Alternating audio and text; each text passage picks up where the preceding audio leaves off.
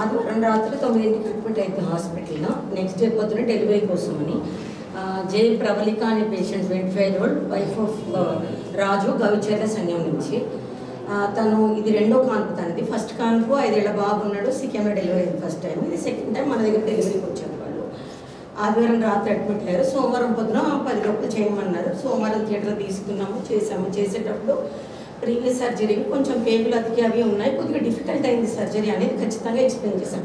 ఎప్పుడైనా సర్జరీ 2 గైనకాలజిస్టులు మేము చేస్తాము, దాంతోపాటు ఒక పోస్ట్ గ్రాడ్యుయేట్ అంటే MBBS అయిపోయి గైనిక్ ట్రైనింగ్లో ఉన్న వాళ్ళు కలిపి టీమ్లా చేస్తాం. విత్ స్క్రబ్ నర్స్ నర్స్ ఉంటారు, ఎట్లయినా చేస్తాము విత్ అన్ అనెస్టిస్ట్.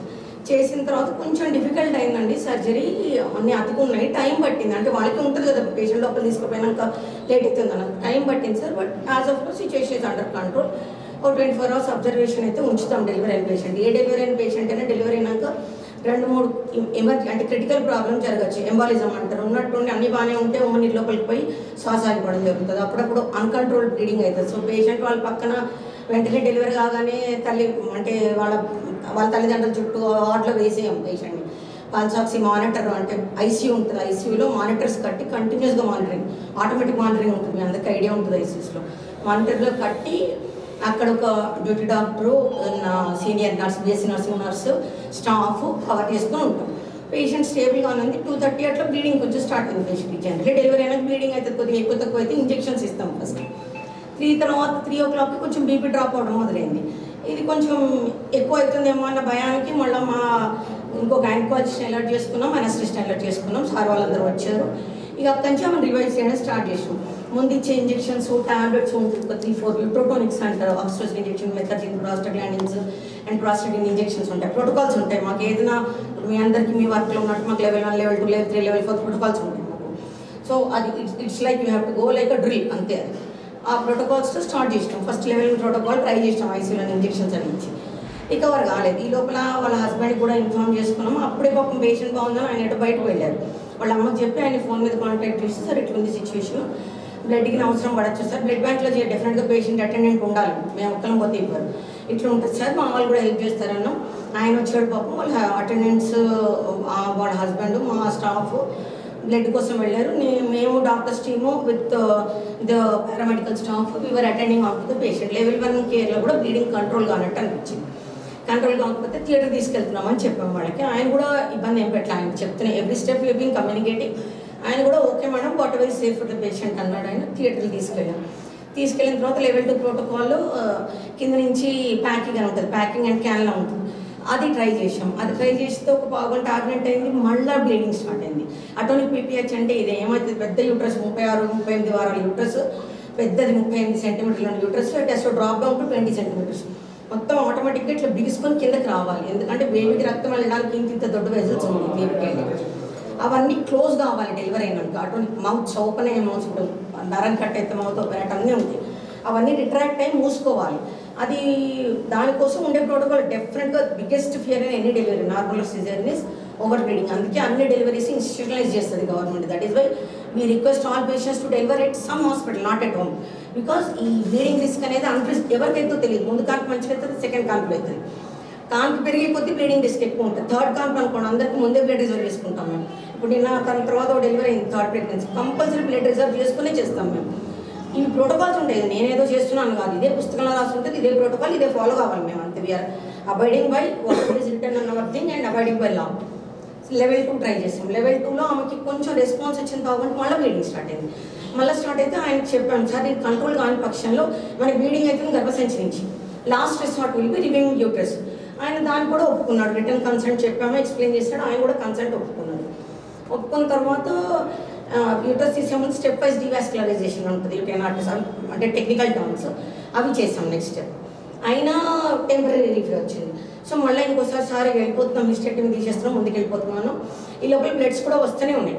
దాదాపు 6 packed cells 6 FFP అంటారు, అది కూడా ప్రోటోకాల్. మ్యాథ్స్ బ్లడ్ ట్రాన్స్ఫ్యూజన్లో 1:1 ఇవ్వాలి, పక్క ప్రోటోకాల్ పరంగానే అది ఇచ్చాము. అవి బ్లడ్ ఎక్కుతూనే ఉంది. ఎండ్లోంచి నేను చేస్తున్నాను. హిస్టెక్టమీ చేసాం, రిమూవ్ చేసాం యూట్రస్. రిమూవ్ చేశాక గాడ్స్ గ్రేస్ యూట్రస్ తీసాక ఏముంటుంది, బ్లీడింగ్ ఆగుతుంది. యూట్రస్ వెళ్ళినప్పుడు బ్లీడింగ్ ఎక్కువ చేస్తుంది.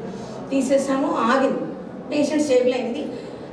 దేవుడి రికవర్ కూడా అయింది. అనస్థీషియా నుంచి స్పాంటేనియస్ రికవర్ అయింది, బయటకు వచ్చింది.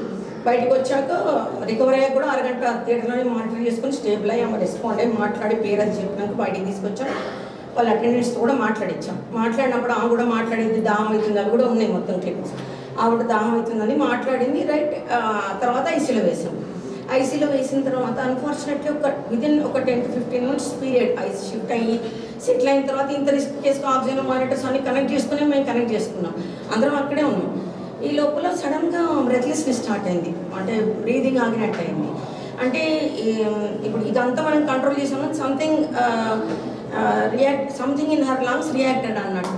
ఇట్ కుడ్ బి ఎంబాలిజం అంటాము, అదైనా అవ్వచ్చు, ప్రినర్ రేడియం అవ్వచ్చు. దాని రీజను ఇప్పుడు ఫర్దర్ ఇన్వెస్టిగేషన్లోనే తెలుస్తుంది. సెటిల్ అయిన పేషెంట్ 15 నిమిషాల తర్వాత డిటోరేట్ అయింది. డిటోరేట్ అయినాక డిటోరేట్ అవుతుందని అక్కడే అనెస్టిస్ట్ అందరూ ఉన్నారు. మరి ఇట్లా డిటోరేట్ అయితే ఇంకా బెటర్ ఇంటెన్సివ్ కేర్, అంటే వేరే 24 నాకు ఆన్ కాల్ కార్డియాలజిస్ట్ ఉంటారు, నాకు గైనిక్ సెటప్ కాబట్టి 24/7 కార్డియాక్ ఇంటెన్సివిస్ట్ ఉన్న సెటప్ షిఫ్ట్ చేద్దామని వాళ్ళ హస్బెండ్ కూడా చెప్పాము. ఆయన కూడా ఓకే అన్నారు. షిఫ్ట్ చేసేటప్పుడు పేషెంట్ బ్రెత్లెస్ అవుతుంది కాబట్టి గాలి అందనప్పుడు ఏం చేస్తాము, ఖచ్చితంగా ట్యూబ్ వేసి మనం బ్యాగ్తో గాలిస్తాం పేషెంట్కి. ఆమె ఇంట్యుబేషన్ ఒక్క మాస్క్తో కాదు, మొసొస్తలేదండి. సో మనం ఇంట్యుబేట్ చేసాం, నేను కాదు అనెస్థీషియా సారే ఇంట్యుబేట్ చేశారు. అక్కడే ఉన్న సార్ వాళ్ళ టీం కూడా ఇంట్యుబేట్ చేసి గ్యాస్ అంటే పంప్ చేసుకుంటూ మా అంబులెన్స్ కాకుండా వాళ్ళ better qualified ambulance, higher center అంబులెన్సే పిలిపించాము. మా దాంట్లో కాకుండా అందులో వాళ్ళ అంబులెన్స్లో పర్సన్ వాళ్ళ దాంట్లో ఉన్నారు, మా దాంట్లో అంబులెన్స్లో అనెస్టిస్ట్, మా థియేటర్ అబ్బాయి ఇద్దరు అంబులెన్స్లోనే ఎక్కారు. అయితే వాళ్ళు అటెండెన్స్ తీసుకోపోతుంటే వాళ్ళ బ్రదర్ కొంచెం డెఫినెట్గా ఎమోషనల్ అవుతారు పాప. ఆయన అసలు తీసుకుపోవద్దు అది ఇది అని ఆయన ఏదో అడ్డం వచ్చారు. అడ్డం వస్తుంటే వీళ్ళు ఇప్పుడు షిఫ్టింగ్కి ఇబ్బంది పెడుతున్నారని హస్బెండ్ ఎక్కించేందుకు మా వాళ్ళు ఏం చేశారంటే, ఆగండి తీసుకెళ్దాం, ఇది మనం తర్వాత డిస్కస్ చేద్దాం, పేషెంట్స్ ఎట్లా అనింది ఫస్ట్ మంచిగా ఉంటే అందరూ మాట్లాడుకోవచ్చు మంచిగా తర్వాత అన్నట్టు. ఆయన ఆగమంటే ఆయన కొంచెం ఇబ్బంది పెట్టాడని ఆయన ఎక్కించాడు. లేకపోతే అసలు వాళ్ళ హస్బెండ్ ఎక్కిద్దాం అనుకున్నాం. వాళ్ళ బ్రదర్ వచ్చాడు సార్ అందుకప్పటికి. సరే వాట్ ఎవర్ అంబులెన్స్ డోర్ వేసారు, అనెస్టిస్ట్ అందులోనే ఉన్నారు, పారామెడికల్ స్టాఫ్ అంటే థియేటర్ టెక్నీషియన్ అందులోనే ఉన్నారు. వాళ్ళ అంబులెన్స్ వాళ్ళ స్టాఫ్, మీకు ఐడియా ఉంది అన్ని అంబులెన్స్లో స్టాఫ్ ఉంటారు, వాళ్ళు ఉన్నారు. మానిటర్స్ పెట్టుకుని అంబులెన్స్లో పేషెంట్ మాట్లాడాను కూడా. కాకపోతే by the time she reach వాళ్ళకి రిసీవ్ చేసుకొని ట్రీట్మెంట్ స్టార్ట్ చేసిన ఒక 10-15 minutes తర్వాత పేషెంట్ రెస్పాన్స్ తగ్గిందన్నారు. 15 minutes తర్వాత సిపిఆర్ స్టార్ట్ చేశారు. వాళ్ళు అటెంప్ట్ చేశారు. మాకు దాదాపు 2:30 నుంచి 7:30 వరకు ఒక టీమ్ ఆఫ్ 5 డాక్టర్స్ ఆమె చుట్టే ఉన్నాం మేము. మా వంతు we have given a fight with her. Recover అయినట్టు అయ్యి బాడీ అంటే లంగ్ అనేది సపోర్ట్ చేయలేము మాకు. అక్కడికి వెళ్ళే అంటే లంగ్కి బెటర్ కేర్ అన్నట్టు షిఫ్ట్ చేసాము. కానీ అక్కడికి వెళ్ళే వారికి వాళ్ళు ట్రీట్మెంట్ స్టార్ట్ చేసిన అన్ఫార్చునేట్లీ మదర్ రెస్పాండ్ కాలేదు. వాళ్ళంతా వాళ్ళు చేశారు. It's very unfortunate event in spite of మా best trial for saving the patient's life. బాధాకరమైన విషయమే. దానికి రాత్రి వాళ్ళు వచ్చారు.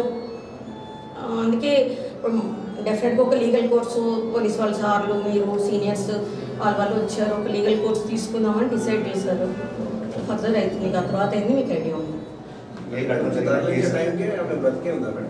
సార్. మాట్లాడి వీడియో క్లిప్ మాట్లాడలేదని వాళ్ళ వీడియో క్లిప్ ఉంది సార్. అయిపోయినాక మేము దాన్ని సబ్మిట్ చేసుకుంటాం సార్. మెడికల్ దానికి బయటకు వచ్చిన వీడియో క్లిప్ ఉంది, అంబులెన్స్లో మాట్లాడిన వీడియో క్లిప్ ఉంది, సబ్మిట్ చేస్తాం సార్. ఎంక్వైరీ ఆఫీసర్ వస్తారు కదా, సబ్మిట్ చేస్తాం సార్. పేషెంట్కి సీరియస్ మధ్యాహ్నం 2 గంటలకి అయింది మేడం.